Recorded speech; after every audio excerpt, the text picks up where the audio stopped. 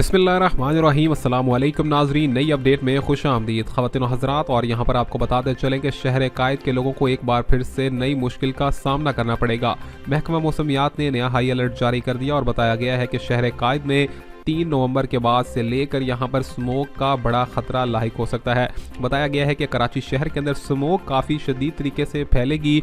अभी भी काफ़ी मुकामात पर स्मोक का जो लेवल है उसको देखा गया है और स्मोक का जो ख़ास तौर पर यहां पर एयर इंडेक्स है कराची शहर में, पॉल्यूशन का लेवल भी काफ़ी ज़्यादा देखा गया है, जिससे शहरियों को गला ख़राब, नाक, कान और इसी के साथ साथ ज़ुकाम जैसी बीमारियों के खतरात लाहिक हो रहे हैं। आपको बताएं कि शहर कायद के लोगों को यहाँ पर मुकम्मल तौर पर हिदायत जारी की गई हैं कि बिला ज़रूरत शाम के औकात में बाहर मत निकले।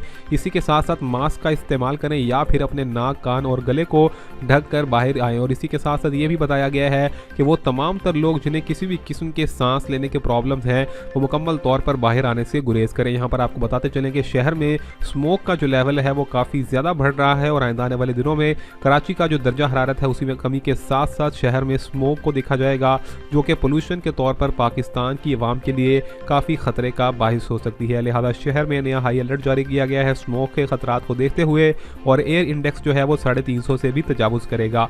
मिलेंगे नई अपडेट में, तब तक के लिए अल्लाह हाफिज़।